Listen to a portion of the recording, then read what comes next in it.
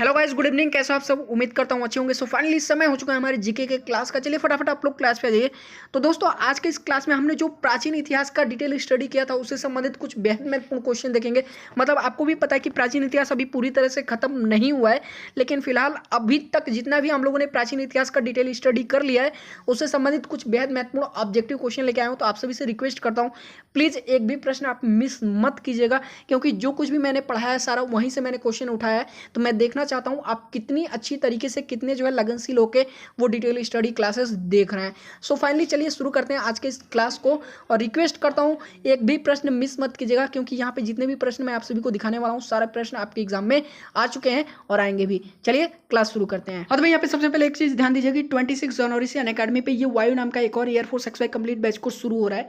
तो देर किस बात की, जितने भी मुझे एयरफोर्स के कैंडिडेट देख रहे हैं जो 2021 बैच की तैयारी कर रहे हैं, ये उनके लिए एक सुनहरा मौका है कि आप अनअकैडमी ज्वाइन करके अपनी एग्जाम की तैयारी को और भी बूस्ट कर सकते हैं। तो आज ही अनअकैडमी ऐप अपने फ़ोन में इंस्टॉल कीजिए और अपनी तैयारी करनी शुरू कर दीजिए। और हाँ, अनअकैडमी ऐप पे अपने आप को रजिस्टर करने के बाद प्लस कोर्सेज बाय करके आप ये बैच कोर्स जरूर ज्वाइन करिएगा, क्योंकि आप देख सकते हैं इसमें कितने टॉप एजुकेटर्स मिल करके आपके एग्जाम की तैयारी करा रहे हैं। तो आप खुद सोचिए यहाँ से तैयारी करने के बाद जो आपका लेवल है वो क्या हो जाने वाला है। और साथ में जो मुझे एनडीए के कैंडिडेट देख रहे हैं उनके लिए भी एक खुशखबरी है। आप देख सकते हैं 25 जनवरी से 25 जनवरी से ये रणविजय नाम का कंप्लीट एनडीए बैच कोर्स शुरू हो रहा है। सो प्लीज़ आप भी अपने आप को अनअकैडमी पर रजिस्टर करिए और अपनी तैयारी इस बैच कोर्स से शुरू कर दीजिए प्लस कोर्सेज बाय करके। क्योंकि आप खुद सोच सकते हैं, जब आप ये बैच कोर्स से अपनी तैयारी करेंगे जिसमें टॉप एजुकेटर्स मिल करके आपके एग्जाम की तैयारी कराने वाले हैं, तो फिर आपके एग्जाम का जो लेवल है वो क्या होने वाला है, तैयारी का लेवल क्या होने वाला है। और तो आपको करना क्या है, देखिएगा वीडियो के डिस्क्रिप्शन में आपको अनअकैडमी ऐप का लिंक मिल जाएगा। आप लिंक पे क्लिक करके अनअकैडमी अपने फ़ोन में जो है इंस्टॉल करिए और उस पर अपने आप को रजिस्टर करिए। रजिस्टर करने के बाद जो भी टॉप एजुकेटर्स हैं सबकी स्पेशल क्लासेस चलती हैं। तो स्पेशल क्लासेस देखने के लिए आपको stand up classes referral code का यूज करना पड़ेगा।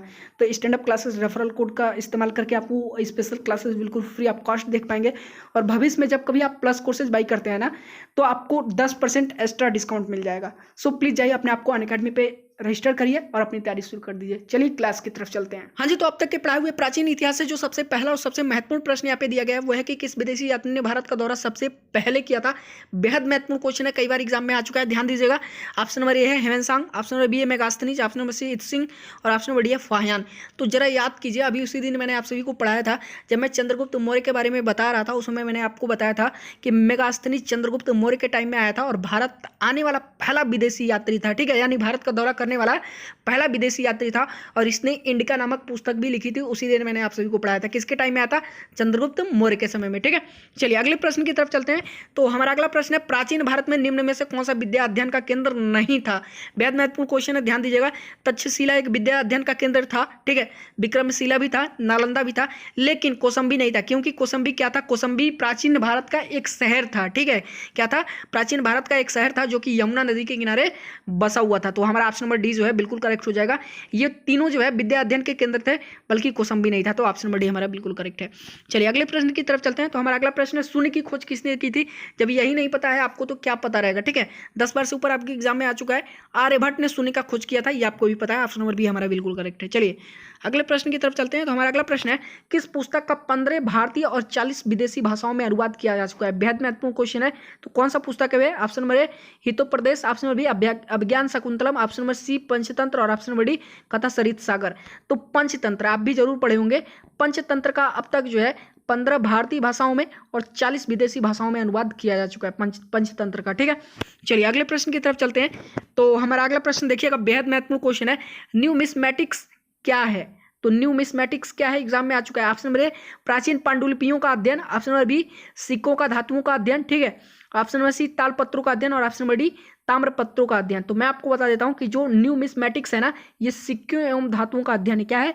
सिक्कों एवं धातुओं का अध्ययन है, ठीक है। क्या बोलते हैं? सिक्के एवं धातुओं के अध्ययन को न्यूमिस्मेटिक्स याद कर लीजिएगा। ऑप्शन नंबर बी हमारा बिल्कुल करेक्ट है, ठीक है। चलिए अगले प्रश्न की तरफ चलते हैं। तो हमारा अगला प्रश्न है, नाट्यशास्त्र किसकी रचना है? बेहद महत्वपूर्ण क्वेश्चन है, देख लीजिएगा। तो नाट्यशास्त्र की रचना किसने किया? Option number A Vasumitra, option number B अश्वघोष, option number C Bharat Muni और ऑप्शन नंबर डी वात्स्यायन। तो किसने किया है नाट्यशास्त्र की रचना? किसने किया है जरा बताइए मुझे। भरत मुनि ने किया है। किसने किया है? भरत मुनि ने। ये सारे प्रश्न मतलब ये देख लीजिए, मैं आपको बता दूं, जो मेरा PDF होता है, जो मेरा क्लास होता है ना, वो बिल्कुल अलग होता है। और एक चीज़ मैं आपको बता दूँ, अगर जो चीज़ मैं आपको पढ़ाता हूँ प्रॉमिस के साथ पढ़ाता हूँ भाई, ये एग्जाम में आएगा, बस जो पढ़ा रहा हूँ उसको पढ़ते चलिए, ठीक है। चलिए अगले प्रश्न की तरफ चलते हैं। तो हमारा अगला प्रश्न देखिए क्या है, निम्नलिखित में से किसकी चालकोथोलिक एज कहा जाता है। तो निम्नलिखित में से किसको जो है चालकोथोलिक एज कहा जाता है। ऑप्शन नंबर ए पुराण प्रसारण युग को, ऑप्शन नंबर बी नव प्रसारण युग को, और ऑप्शन नंबर सी ताम्र प्रसारण युग को, और ऑप्शन नंबर डी लोह युग को। ये एग्जाम में भी आ चुका है आपके, ठीक है। तो निम्नलिखित में से किसको जो है चालकोथोलिक एज कहा जाता है, जरा बताइए मुझे, किसको कहा जाता है। ताम्र प्रसारण युग को जो है चालकोथोलिक एज बोला जाता है, ठीक है। क्या बोलते हैं, चालकोथोलिक एज बोला जाता है ताम्र प्रसारण युग को, ठीक है। ऑप्शन नंबर सी हमारा बिल्कुल करेक्ट है। चलिए नीचे आ जाइए, अगला प्रश्न है हमारा, नालंदा विश्वविद्यालय किसके लिए विश्व प्रसिद्ध था। बेहद महत्वपूर्ण क्वेश्चन है। तो नालंदा विश्वविद्यालय किसके लिए विश्व प्रसिद्ध था, जरा बताइए मुझे। ऑप्शन नंबर ए चिकित्सा विज्ञान के लिए, ऑप्शन बी तर्क शास्त्र के लिए, ऑप्शन सी बौद्ध धर्म दर्शन के लिए, और ऑप्शन नंबर डी रसायन शास्त्र के लिए। तो किसके लिए प्रसिद्ध था, तो बौद्ध धर्म दर्शन के लिए जो है नालंदा विश्वविद्यालय विश्व प्रसिद्ध था, याद कर लीजिएगा। किसके लिए, बौद्ध धर्म दर्शन के लिए। ऑप्शन नंबर सी हमारा बिल्कुल करेक्ट है। नीचे आ जाइए, अगले प्रश्न की तरफ चलते हैं। तो हमारा अगला प्रश्न है, आधुनिक मानव के हाल का पूर्वज है। देखिए अभी जो आधुनिक मानव हम लोग हैं, हमारे हाल ही के पूर्वज किस नाम से जाने जाते हैं। ऑप्शन नंबर ए जावा मनुष्य, ये सारा आप पढ़ चुके हैं, ठीक है, एग्जाम में भी आ चुका है, जावा मनुष्य। Option number B Cro Magnon मनुष्य, ऑप्शन नंबर सी नियंडरथल मनुष्य, और ऑप्शन नंबर डी पैकिंग मनुष्य। तो बताइए मुझे, आधुनिक मानव यानी हमारे जो हाल ही के पूर्वज हैं उन्हें किस नाम से जाना जाता है, क्रो मैग्नन मनुष्य के नाम से। किस नाम से, क्रो मैग्नन मनुष्य के नाम से, ठीक है, याद कर लीजिएगा। ऑप्शन नंबर बी हमारा जो है बिल्कुल करेक्ट है। कौन सा मनुष्य के नाम से, क्रो मैग्नन मनुष्य के नाम से। अगले प्रश्न की तरफ चलते हैं। तो हमारा अगला प्रश्न है, आधुनिक देवनागरी लिपि का प्राचीनतम रूप कौन सा है। अभी जो देखिए कई बार पूछता है ना, देवनागरी लिपि कई बार पूछा जा चुका है आपके एग्जाम में, तो पूछ रहा है जो आधुनिक देवनागरी लिपि है उसका प्राचीनतम रूप जो है, एंशियंट जो उसका फॉर्म है वो कौन सा है। Option number A Kharosthi, option number B Brahmi, option number C Prakrit, और ऑप्शन नंबर डी पाली। तो आधुनिक देवनागरी लिपि का प्राचीनतम रूप कौन सा है, तो आपका ब्राह्मी, ठीक है। ब्राह्मी भाषा आप जरूर जानते होंगे, ब्राह्मी लिपि, ठीक है, याद कर लीजिएगा। चलिए नीचे आ जाइए, अगला प्रश्न आपका, मानव द्वारा सर्वप्रथम प्रयुक्त अनाज कौन सा था। बेहद महत्वपूर्ण क्वेश्चन। ऑप्शन नंबर ए चावल, ऑप्शन नंबर बी गेहूं और जौ, ऑप्शन नंबर सी ज्वार, और ऑप्शन नंबर डी है बाजरा। तो मानव द्वारा जो सबसे प्रथम प्रयुक्त अनाज था ना, वो गेहूं और जौ था। क्या था, गेहूं और जौ, ठीक है। ऑप्शन नंबर बी हमारा बिल्कुल करेक्ट है। चलिए अगले प्रश्न की तरफ चलते हैं। तो हमारा अगला प्रश्न है, इतिहास के पिता द फादर ऑफ हिस्ट्री किसको जानते हैं। बेहद महत्वपूर्ण क्वेश्चन है, मतलब 10 बार से ऊपर एग्जाम में आ चुका है। तो इतिहास के पिता द फादर ऑफ हिस्ट्री की पदवी सही अर्थों में निम्न में से किससे संबंधित है। Option number A Herodotus, option number B Euripides, option number C Thucydides, और ऑप्शन नंबर डी है सुकरात। तो मैं आपको बता देता हूँ, द फादर ऑफ हिस्ट्री के नाम से किसे जाना जाता है, हेरोडोटस को। किसे, हेरोडोटस को, ठीक है। ये पदवी किसे प्राप्त है, हेरोडोटस को। ऑप्शन नंबर 12 का जो हमारा ए है ना, क्वेश्चन नंबर 12 का ऑप्शन नंबर ए बिल्कुल करेक्ट है, ठीक है। चलिए अगले प्रश्न की तरफ चलते हैं। तो हमारा अगला प्रश्न है, मानव द्वारा सर्वप्रथम प्रयुक्त धातु कौन था। बेहद महत्वपूर्ण क्वेश्चन है। तो मानव द्वारा सर्वप्रथम कौन सा धातु प्रयुक्त किया गया था, कौन सा था वो, जरा बताइए मुझे। चलिए मैं आपको बता देता हूँ, वो था तांबा, ठीक है। तो मानव द्वारा जो सबसे पहला धातु प्रयुक्त किया गया था वो कौन सा था, तांबा, सबसे पहला धातु जो इस्तेमाल किया गया था, ठीक है। ऑप्शन नंबर सी हमारा बिल्कुल करेक्ट है। अगले प्रश्न की तरफ चलते हैं, कौटिल्य चाणक्य किसके प्रधानमंत्री थे। मतलब ये तो उसी दिन मैंने आप सभी को पढ़ा दिया था। कौटिल्य या फिर चाणक्य बोल लीजिए, किसके प्रधानमंत्री थे, चंद्रगुप्त मौर्य के। किसके, चंद्रगुप्त मौर्य के, ठीक है, याद कर लीजिएगा। और चंद्रगुप्त मौर्य की वजह से ही जो है इन्होंने, यानी चंद्रगुप्त मौर्य ने जो है मगध साम्राज्य पे क्या किया था, कब्जा किया था। किसे मार करके, आप जरा बताइए मुझे, घनानंद, याद होगा, ठीक है। चलिए नीचे आ जाइए, अगले प्रश्न की तरफ चलते हैं। तो हमारा अगला प्रश्न है, मौर्य साम्राज्य की स्थापना किसने की थी। बेहद महत्वपूर्ण क्वेश्चन है, ये मैंने उसी दिन आपको पढ़ा दिया। किसने मारा था, चंद्रगुप्त मौर्य ने घनानंद को मारा था। तो उसकी स्थापना किसने की थी, चंद्रगुप्त मौर्य ने, ठीक है। तो मौर्य साम्राज्य की स्थापना किसने की थी, चंद्रगुप्त मौर्य ने किया था, याद कर लीजिएगा। चलिए अगले प्रश्न की तरफ चलते हैं। ये सारे प्रश्न आपके एग्जाम में आ चुके हैं, वैसे मैं नहीं करा रहा हूँ, ठीक है। अगला प्रश्न आपका, निम्नलिखित में से कौन मौर्य वंश का शासक नहीं है। इनमें से कौन जो है मौर्य वंश का शासक नहीं है। देखिए अजातशत्रु तो किस मगध वंश का शासक है ना, जो आपका अजातशत्रु है, ये जो आपका मगध साम्राज्य था उसका शासक था। चंद्रगुप्त मौर्य वंश के हैं, ठीक है। अशोक भी मौर्य वंश के हैं, और बिंदुसार भी जो है मौर्य वंश के हैं, क्योंकि बिंदुसार किसके पिता थे, अशोक के, ठीक है। और बिंदुसार के मतलब अशोक के चंद्रगुप्त मौर्य क्या हुए, दादाजी हुए, ठीक है, याद कर लीजिएगा। तो चंद्रगुप्त मौर्य अशोक के दादाजी थे, और बिंदुसार क्या थे, इनके पिताजी अशोक के, ठीक है, याद कर लीजिएगा। और अजातशत्रु ये मगध साम्राज्य के थे, मौर्य साम्राज्य के नहीं थे, ठीक है। तो इसमें से ऑप्शन नंबर ए जो है हमारा बिल्कुल करेक्ट हो जाएगा। उसी दिन मैंने आप सभी को अभी पढ़ाया था। अगला प्रश्न है आपका, मेगास्थनीज की पुस्तक का क्या नाम है? देखिए अभी ऊपर ही मैंने आप सभी को पढ़ाया था।